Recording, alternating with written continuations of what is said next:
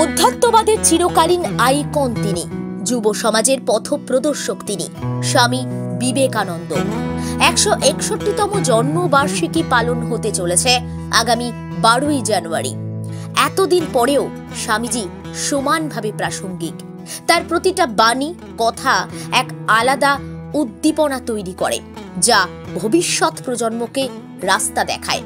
কিন্তু এই ডিজিটাল যুগে রিলস আর সোশ্যাল মিডিয়ায় আটকে থাকা তরুণ প্রজন্ম, নবীন প্রজন্ম কতটা চেনে স্বামী বিবেকানন্দকে?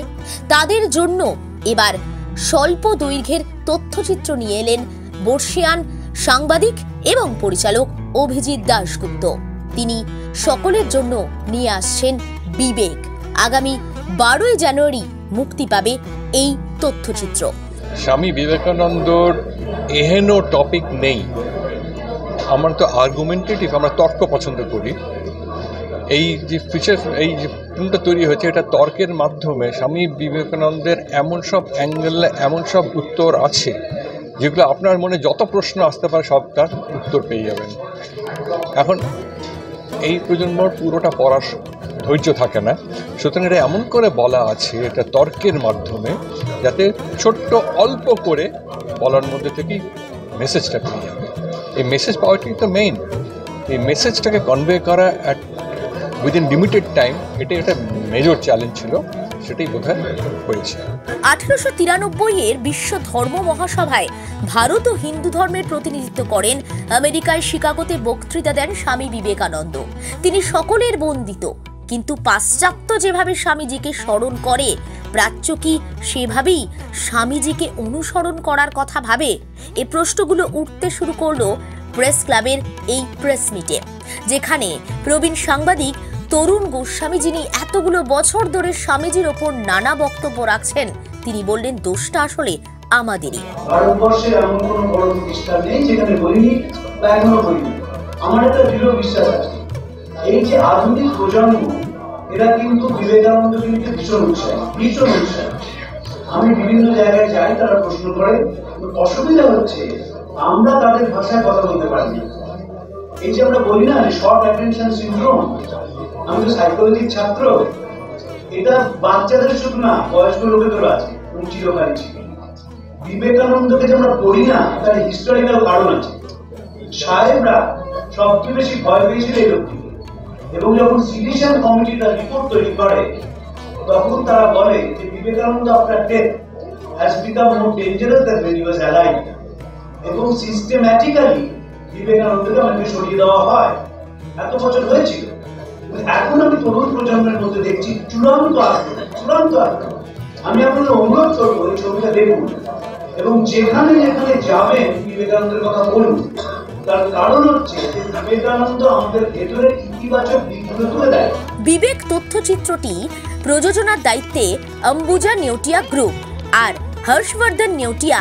তিনি বললেন তার ব্যক্তিগত অভিজ্ঞতার কথা, স্বামীজির সঙ্গে কিভাবে তার প্রথম পরিচয় হলো, সেই ছোট্ট স্মৃতি কথা তিনি এই অনুষ্ঠানের মাধ্যমে তুলে ধরলেন সবার সামনে। আমার যেমন সবাই আপনারা জানেন, পরিবার এখানে অনেক বছর ধরে কলকাতায় বাস করে।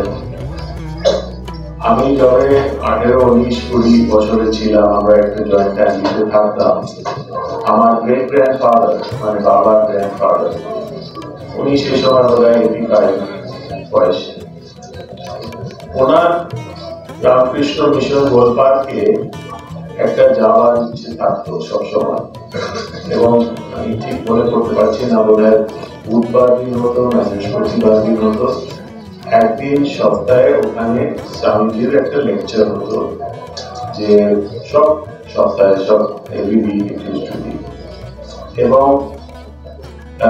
উনি যে আমার গ্রেট গ্র্যান্ডফাদার, উনি আমাকে, ওনার সঙ্গে আমার খুবই মানে ইমোশনাল এবং কাছের রিলেশনশিপ, স্বাভাবিক, বাড়িতে থাকতেন, কিন্তু উনি একটু স্পোর্টস লাভার ছিলেন। তো আমরা ওই বয়সে, উনি 85, আমি সে সময় অ্যারাউন্ড 20, আমরা টেবিল টেনিস খেলতাম, এবং উনি আমাকে বলতেন যে তুমি চলো আমার সঙ্গে, আমরা লেকচার শুনতে যাবো। আমার সে বয়সে কোথায় লেকচার শুনবো, আমি না না করতাম, কিন্তু উনি বলতেন, ওই জামানাতে তো টেলিফোন মানে মোবাইল ছিল না, উনি বলতেন যে গাড়ি ফাড়ি ডাকতে অসুবিধা হয়, আমাকে দিয়ে হাত ধরবে, তুমি চলো।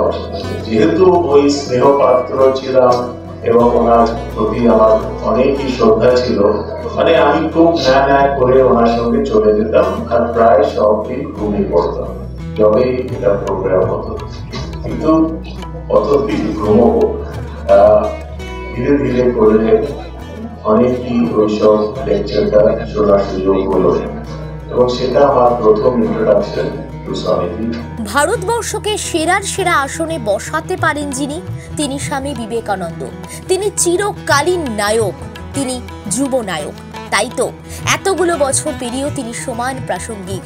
আর ডিজিটাল মাধ্যমকে ব্যবহার করে 161তম জন্মবার্ষিকীতে স্বল্প দৈর্ঘ্যের তথ্যচিত্রে আসছে বিবেক, যার প্রেস কনফারেন্সে এক গুচ্ছ বিষয়ে উঠে এলো।